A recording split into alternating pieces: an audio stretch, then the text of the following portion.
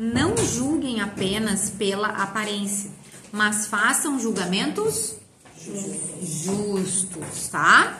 Textinho grande aqui, vai e volta, né? A gente vai ter que destrinchar isso aqui também, tá bom? Então, voltando ali pro 14. Quando a festa estava na metade. Então, assim, a festa dos tabernáculos, se não me engano, era uma semana.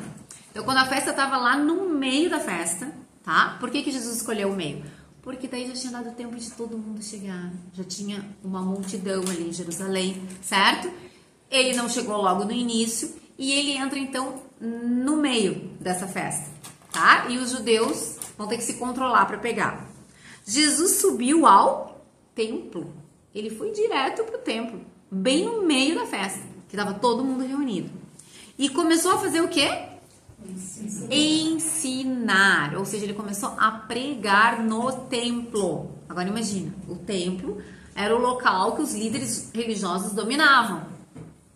Então imagina, tá no meio da festa e daqui a pouco aparece Jesus lá, entra lá e começa a ensinar.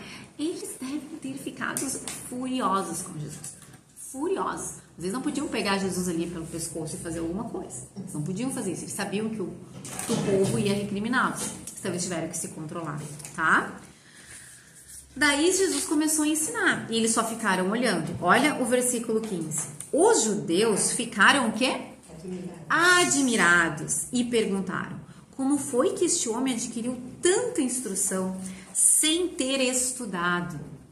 Então, assim, Jesus, ele não participou de nenhuma daquelas escolas deles lá, de nenhum dos treinamentos formais dos rabinos. Eles ficavam estudando, sabe? Aquelas pessoas fazem assim, faz faculdade, faz mestrado, faz doutorado, faz pós-doutorado, sabe? Então, eles eram tudo assim. Ficavam estudando, sabiam, decoravam as coisas e tudo mais. E imagina, Jesus era do interior, de uma cidadezinha, né, pequena, filho de um carpinteiro. Ele era um carpinteiro, ok? E daí eles pensam assim, mas como que esse homem ensina tão bem? Basicamente isso que eles estão dizendo. Como é que ele consegue ensinar tão bem, né? Se ele nunca teve instrução nenhuma, ele nunca foi ensinado. Eles ficaram admirados, ok? Mas deviam estar furiosos, porque eles não queriam Jesus pregando lá. Versículo 16. Jesus respondeu: o meu ensino não é de mim mesmo, vem daquele que me enviou. Quem é aquele que enviou Jesus? Deus Pai. Deus Pai enviou Jesus, que é Deus Filho, tá? Então, Jesus poderia dizer: esse ensino é meu, eu sou Deus. Mas ele não quis. Então, ele falou de uma forma indireta nesse momento. Ele já afirmou isso para eles de diversas formas e outras vezes. Mas aqui, ele resolveu falar: o meu ensino não é meu. O que eu ensino vem de Deus Pai.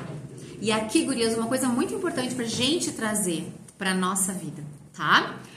Toda vez que eu sei que hoje em dia a gente pega o celular, né? Liga a televisão e a gente vê um monte de pessoas pregando, não vê? É homem, é mulher, é criança, é velho, né? É todo mundo pregando. Todo mundo quer ser pastor, quer ser profeta, quer ser apóstolo, não é verdade? Se intitulam qualquer coisa, ok? E a esmagadora maioria dessas pessoas falam o que elas têm na cabeça delas. Se tu for conferir na Bíblia o que elas estão falando, não tem sentido nenhum, ok? Então, o verdadeiro pregador, ele não prega da cabeça dele. Ele não pega o que ele acha. Ele não fica contando historinhas, certo? Ele prega a palavra de Deus, ok? Porque é a palavra de Deus que interessa. Não quer dizer que eu não possa contar uma história ou outra para ilustrar alguma coisa, tá? Mas a fonte principal, a essência do que a gente ensina, tem que ser a palavra de Deus. A nossa palavra não tem nada a acrescentar, nós não temos nada a acrescentar à palavra de Deus. Nós nascemos pecadores, nós não conhecemos a verdade. A única fonte da verdade é Jesus, ele é a verdade, ele é a palavra. Essa aqui é a palavra dele. A Bíblia é a palavra de Deus. Então, todo verdadeiro pregador deve dizer assim como Jesus: o meu ensino não é meu, certo? Mas é daquele que me enviou, porque todo pregador também deve ser enviado por Deus, ok? Deus escolhe algumas pessoas para ensinar e para pregar, certo? Continuando. Se alguém, 17, se alguém, e esse versículo eu quero que vocês marquem: se alguém decidir fazer a vontade de Deus, descobrirá se o meu ensino vem de Deus ou se falo por mim mesmo. Gente, Isso aqui é onde inicia tudo, a nossa caminhada com Jesus, a nossa fé com Jesus. Eu preciso, vou ler de novo aqui, ó, decidir, olha só, cada ser humano é responsável perante Deus por tomar a decisão de fazer a vontade de Deus. Aquela pessoa que disse, eu quero seguir a Deus, eu quero fazer a vontade de Deus, eu quero saber qual é a vontade de Deus, porque eu quero obedecer essa vontade de Deus. Custe o que custar, eu quero fazer a vontade de Deus. É aqui que começa a nossa verdadeira caminhada com Cristo. Diferente dos falsos discípulos que procuram Cristo não para fazer a vontade de Deus, mas procuram Cristo para que Ele faça a vontade deles, para que Ele dê para ele as coisas que eles querem, como a gente viu lá na questão dos pães, lembra? Eles queriam que Jesus fizesse a vontade deles. Eles não estavam dispostos a fazer a vontade de Deus. Aqui Jesus está dizendo, aquele que decide fazer a vontade de Deus vai vir a mim, porque o Pai vai trazer ele até mim, ele vai crer em mim, ou seja, ele vai ter a vida eterna e ele vai entender que o que eu estou falando vem do Pai.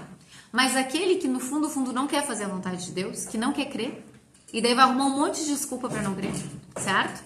Então esse nunca vai saber, ele ainda vai dizer que eu sou um louco, ele vai dizer que eu sou um enganador, que eu sou um falso profeta. Ele vai arrumar qualquer desculpa. Mas se a pessoa decidir realmente fazer a vontade de Deus Pai, o Deus Pai vai mostrar para ela quem é o verdadeiro caminho até Ele, que é o único caminho, que é Jesus. Bom, eu acho que eu vou parar por aqui, né? Porque já é 4h20. E daí a gente continua na aula que vem, então, a partir do 18. Quando a gente estava falando da festa dos tabernáculos,